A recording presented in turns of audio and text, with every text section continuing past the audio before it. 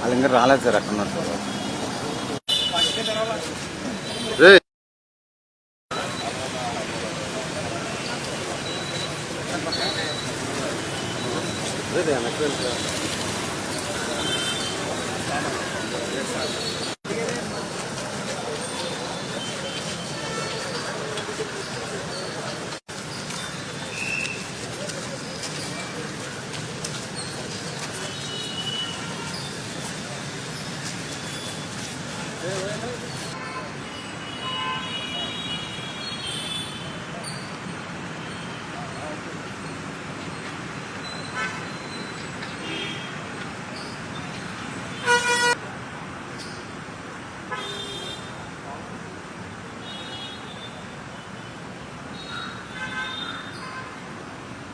Kadapa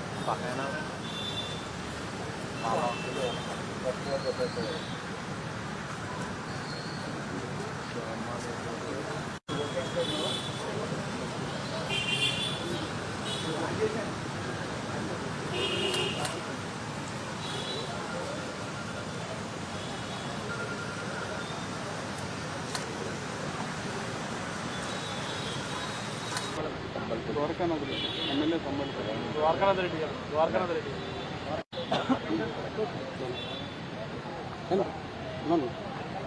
sir ఇప్పుడు లోపలికి వెళ్ళొచ్చారు కదా, ఆయన ఆరోగ్య పరిస్థితి ఎలా ఉంది? ముఖ్యంగా ఆయనకి ఏదైతే డైరెక్షన్ కోర్టు డైరెక్షన్ ద్వారా ఇచ్చే ఫెసిలిటీస్ అన్ని కొనసాగుతున్నాయా లేదా ఏమి అందించడం లేదు? ఎలా ఉన్నారు? వాస్తవం చెప్పాలంటే ప్రస్తుతం కోర్టులో ఆర్డర్ ఇచ్చినా కానీ ప్రతిదీ కూడా ఏలు పెట్టి చూసే పరిస్థితి కనిపిస్తా ఉంది. అక్కడ మమ్మల్ని ఏ రకంగా కానీ మిథున్ రెడ్డి గారిని ఇబ్బంది పెట్టాలా, ఏదో ఒక దేశద్రోహం లేకపోతే ఆయన ఏదో టెర్రరిస్టు మోవైస్లో ఆ మాదిరితో ఇబ్బంది పెడతా ఉన్నారు. ఇది వాస్తవంగా చంద్రబాబు నాయుడుకి కానీ వాళ్ళ కుమారుడికి కానీ ఈ ప్రభుత్వానికి కానీ మంచిది కాదని కూడా తెలియజేస్తా ఉన్నాం. చంద్రబాబు నాయుడు ఉద్దేశం ఏమంటే పెద్దిరెడ్డి ఫ్యామిలీని ఏడిపించాలా, వాళ్ళు ఏడుస్తూ ఉంటే మేము చూస్తూ ఉండాలా అనే ఒక ఆనందంతో ఆయన ఊగిలాడుతూ ఉన్నాడు. ఇబ్బంది పెడతా ఉన్నారు. మేము ఇద్దరు మాట్లాడాలంటే మా పక్కన నలుగురు నిలుచుకుంటే కనీసం మేము మాట్లాడడానికి కూడా స్వేచ్ఛ లేని పరిస్థితి. ఈరోజు ఆయన ఏమి తప్పు చేశాడని అడిగేదానికి కూడా మేము ఏదైనా పర్సనల్ గా ఒక మాట మాట్లాడాలంటే కూడా నలుగురు పోలీసులు పక్కన నిల్చుకొని మేము మాట్లాడే స్వేచ్ఛ కూడా లేకుండా ఈరోజు జైల్లో జరుగుతా ఉందంటే నిజంగా ఒక ఏ తప్పు చేయని మనిషిని కూడా ఇంత ఇబ్బంది పెడతారా, ఇంత ఇబ్బంది పెట్టిస్తారా అనేది ఈ రోజు మిథున్ రెడ్డి విషయంలో మేము చూస్తా ఉన్నాం. కుటుంబ సభ్యులుగా ఎంత బాధపడతాం అనేది మాకే తెలుసు. ఇలాంటి శత్రువుకు కూడా ఇలాంటి పరిస్థితి రాకూడదని అనుకునే వాళ్ళం మేము. ఏ రోజు మా వల్ల ఏ మనిషి కానీ ఇబ్బంది పడిన వాళ్ళు లేరు. కష్టంతో పైకి వచ్చినాం. ఈ రోజు దీంట్లో ఉన్నామంటే మేమందరం కూడా కష్టపడుకొని పైకి వచ్చినాం. ఇప్పుడున్న చంద్రబాబు నాయుడు కానీ వాళ్ళ కుమారుడు కానీ ఎవరున్నా కానీ వాళ్ళ మాతో మోసాలు పాపాలు ఇవన్నీ చేసింటే మేము కూడా వాళ్ళకన్నా గొప్పగా ఉండేవాళ్ళం.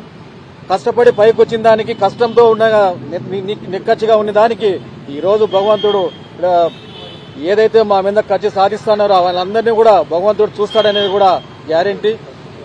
ఏదేమైనా ఇలాంటి కేసులు పెట్టి ప్రజల్ని దొంగదావ పట్టించడం మంచి పద్ధతి కాదని కూడా ప్రభుత్వానికి తెలియజేస్తా ఉండా. మీరందరూ కూడా ప్రతి ఒక్కరూ కూడా ఎవరైనా ఫలానా మనిషి పని చేసినాడా చేసింటాడా ఏ కేసైనా ఉందా ఏ సెక్షన్ అయినా ఉందా అంటే ఎవరైనా కానీ మేధావులు ఉన్నారు, వాళ్ళ ఛార్జ్ షీట్ ఉంది, ఎఫ్ఐఆర్ ఉంది, అన్నీ ఉన్నాయి, చదవండి. ఒక్క దాంట్లో ఆయన పేరుంటే మీరు అరెస్ట్ చేయండి. ఇంత అన్యాయంగా ఇంత నిర్దాక్షిణ్యంగా ఒక మనిషిని తీసుకొచ్చి లోపల పెట్టి హింసించడం అనేది మంచి పద్ధతి కాదు. ఇది చంద్రబాబు నాయుడుకి కానీ ఈ ప్రభుత్వానికి కానీ వాళ్ళ కుమారుడికి కానీ మేమేం సాదాసీదా మనుషులు ఏం కాదు. మేము కూడా మీకన్నా ఎక్కువ కష్టపడి అన్నిట్లోన మీకన్నా ముందు నుంచి కూడా మేము కాంట్రాక్టర్లుగా అన్ని చేసి పైకి వచ్చిన వాళ్ళం. మీ మారితో దొంగదా వల్ల మేము పైకి వచ్చిన వాళ్ళం కాదు. ఏమి చేయగలుగుతారు? ఇంతకంటే మమ్మల్ని ఏమి ఏడిపిస్తారు? ఒక మనిషికి స్వేచ్ఛ కూడా లేదా? నువ్వు మటుకు లోపల ఉన్నప్పుడు మీ మీడియా అంతా ఏం చెప్పింది? దోమలు ఎత్తుకొని వచ్చి కూడా ఆయన మీద వదిలినారు, అది ఇదని కావాల్సిన కథలు చెప్పి కన్ను బాగాలేదని ఆపరేషన్ చేసుకోవాలని వెళ్ళిపోయినావు. మళ్ళీ పోయి నువ్వు ప్రీ బెయిల్ చేసుకున్నావు. ఈరోజు ఏ కేసు లేదు, ఏం లేదు. ఇప్పుడైనా మేధావులు ఉన్నారు, లాయర్లు ఉన్నారు, అందరూ కూడా ఛార్జ్ షీట్ చూడొచ్చు, ఎఫ్ఐఆర్ చూడొచ్చు, ఏ పేరు ఉంది ఆయనకు, ఏ సెక్షన్ మీద ఆయన అరెస్ట్ చేశారని కూడా మీరు అందరూ కూడా చూస్తూ ఉంటారు. ప్రతి మేధావులు కానీ లాయర్లు కానీ ఎవరైనా కానీ ఈ ఛార్జ్ షీట్లో ఏముంది, ఈ ఎఫ్ఐఆర్లో ఏముంది, ఎందుకు ఈయన చేయాల్సి వచ్చింది అని కూడా తెలిసిన వాళ్ళు ప్రతి ఒక్కరు కూడా చదువుతారు, వాళ్ళకి తెలుస్తుందని కూడా ప్రభుత్వానికి కూడా తెలియజేస్తా ఉంటారు. కానీ ఇదైతే ప్రభుత్వానికి కానీ ఇప్పుడున్న ముఖ్యమంత్రికి కానీ వాళ్ళ కుమారుడికి కానీ ఎవరికైనా కానీ ఇది మంచి పద్ధతి కాదు. ఒక్క సామాన్య వ్యక్తి కాదు, కష్టపడి వచ్చిన వ్యక్తి, మీకన్నా బాగా అందరితో ప్రజలతో మంచి పలుకుబడితో మంచి పేరు తెచ్చుకున్న వ్యక్తిగా ఆయన ఉన్నాడు. అలాంటి వ్యక్తిని తీసుకొచ్చి ఈరోజు ఇన్ని ఇబ్బందులు పెడుతున్నారంటే మాట్లాడేదానికి కూడా లేదండి. మేము మాట్లాడాలంటే నలుగురు పక్కన వచ్చి నిలుచుకుంటే ఏం మాట్లాడతామండి? సాధారణ ఖైదీ కింద వస్తున్నారా? ప్రస్తుతం లోపల ఫెసిలిటీస్ ఎలా ఉంది? సాధారణ ఖైదీ కన్నా వాళ్ళు ఎవరో ఇంట్లో వాళ్ళు పోతే ఇద్దరు మాట్లాడుకునేదానికి అవకాశం ఉంటుంది. మేము పోతే మా వెనకలు నలుగురు మనసులు పెట్టేసి ఈ పక్క ఒకరు ఈ పక్క ఒకరు ఈ పక్క ఒకరు టైం అయిందండి ఏం మాట్లాడతామండి? ఏం మాట్లాడతారు? ఎందుకు ఇంత కక్ష సాధిస్తున్నారు చంద్రబాబు నాయుడు నాకు అర్థం కావడం లేదు. సెక్షన్లు పెట్టారు, కేసులు పెట్టారు, కేసులు చూసుకుంటారు.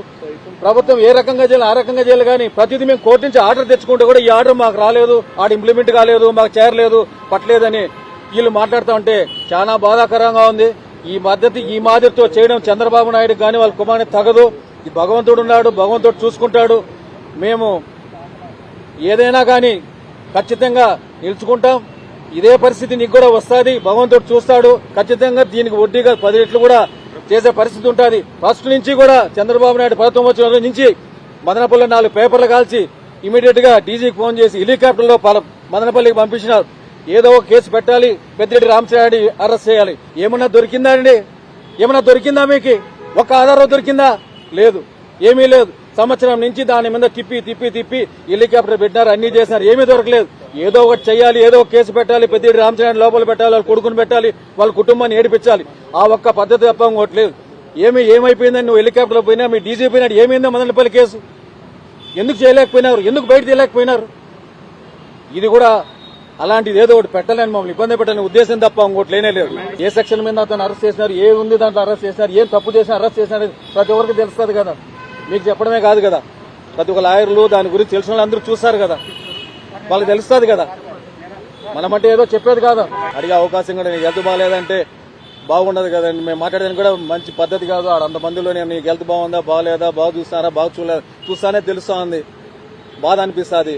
బాధ అని మాట్లాడలేం కదా, బాధ అని చెప్పుకోలేం కదా, చెప్తే వచ్చేదేం కాదు కదా. మేము చెప్పినంత మాత్రం చంద్రబాబు నాయుడు గరీబేది లేదు, వాళ్ళ కొడుకు గరీబేది ఏం లేదు కదా. తప్పులు చేసిన వాళ్ళు బయట ఉన్నారు, తప్పులు చేయకుండా నీట్ గా ఉన్న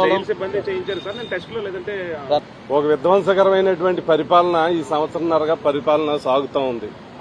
ఎందుకంటే గత పరిపాలనకి ఈ పరిపాలనకి ఒక సంవత్సర కాలంలోనే ప్రజలు గమనించున్నారు.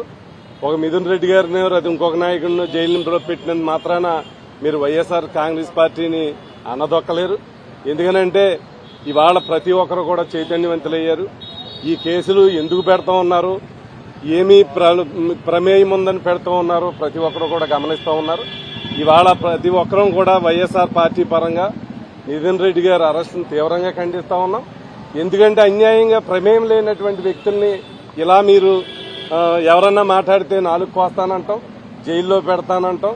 ఈ పరిపాలనని ప్రతి ఒక్కరు కూడా ప్రజలు చేదరించుకుంటా ఉన్నారు. తక్షణమే ఎందుకనంటే ప్రతి ఒక్కరు కూడా ఈ రోజున చైతన్యవంతులు అవుతూ ఉన్నారు ఈ ప్రభుత్వ పరిపాలన మీద. ఎలా పక్కదారి పట్టిస్తూ ఉన్నారు, పరిపాలన పక్కదారి పట్టిస్తూ ఉన్నారు. ఇవాళ వైఎస్ఆర్ పార్టీ నాయకుల మీద సుమారు 5-6 వేల కేసులు ఈ రోజు రాష్ట్ర వ్యాప్తంగా కట్టి ఉన్నారు. మిథున్ రెడ్డి గారు అరెస్ట్ ప్రజానీకం అంతా కూడా చూస్తూ ఉంది. ఇది అన్యాయమని ప్రతి ఒక్కరు కూడా భావిస్తూ ఉన్నారు. ఏదో ఒక మచ్చ చూపించి లబ్ధి పొందాలనేటువంటి ఈ ప్రయత్నం, అంటే ప్రభుత్వం ప్రజలకిచ్చిన మాట పక్కన పెట్టేసింది. ప్రజల ఆగ్రహానికి గురవుతున్నామని తెలుసుకున్న తర్వాత ప్రజల దృష్టిని ఏ విధంగా మరల్చాలి, ఆ ప్రభుత్వం మీద ఆ ప్రజలు పడుతున్నటువంటి కోపానికి ఏదో ఒక ఎంటర్టైన్మెంట్ మాదిరిగా ఈ రకంగా ఈ అరెస్టులు జరుగుతూ ఉన్నాయి. వైఎస్ఆర్ కాంగ్రెస్ పార్టీ ప్రజాపక్షాన ప్రజల మెప్పుతో గెలిచినటువంటి పార్టీ. మీరు ఎన్ని ఇబ్బందులు పెట్టినా, ఎన్ని బాధలు పెట్టినా ప్రజాపక్షాన నిలబడటంలో వైఎస్ఆర్ కాంగ్రెస్ పార్టీ వెనక్కి వెళ్ళదండి. ఒక్కసారి నేను అడుగుతున్నాను, వీళ్ళ జగన్మోహన్ రెడ్డి గారు ఎక్కడికైనా బయటికి వెళ్తుంటే ప్రజలు ఆయన్ని కలవకూడదని రిస్ట్రిక్షన్ ఏంటి? ఇంతకాలం ఇది జరిగిందా? ప్రజాస్వామ్యంలో ప్రతిపక్ష నాయకుడు బయటకు వస్తే ప్రజలు వచ్చి వాళ్ళ కష్టాలు చెప్పుకుంటారు. ప్రజల కష్టాలని చెప్పుకోవడానికి కూడా వీలులేని ప్రజాస్వామ్యం ఈ రాష్ట్రంలో జరుగుతుంది. అంటే చట్టం అమలు చేస్తున్నారు. ప్రజలకు కష్టం వచ్చింది ఎక్కడ చెప్పాలి? అధికార పక్షం పట్టించుకోవట్లేదు, ప్రతిపక్షం వినాలి. ప్రతిపక్షానికి చెప్పడానికి వీల్లేదనేటువంటి ఒక నియంతృత్వ లేకపోతే రాచరిక పోకడి, అధికారం ఉంటే మేము అణిచివేస్తామనేటువంటి ఏకైక లక్ష్యంతో ఈ ప్రభుత్వం పనిచేస్తుంది. ఇది నేను ఈ రాష్ట్ర ప్రజల్ని కోరుతున్నాను, విజ్ఞప్తి చేస్తున్నాను. మీరు ఓటు వేసి, మనం ఓటు వేసి గెలిచినటువంటి ఈ పార్టీ ఈ ప్రజాస్వామ్యాన్ని ఏ విధంగా కూనీ చేస్తుందో ఒక్కసారి గ్రహించమని, దానికి ఉదాహరణే మిథున్ రెడ్డి గారి అరెస్ట్ అనేటువంటిది, సాక్ష్యం అనేటువంటిది సందర్భంగా తెలియజేస్తా ఉన్నాను.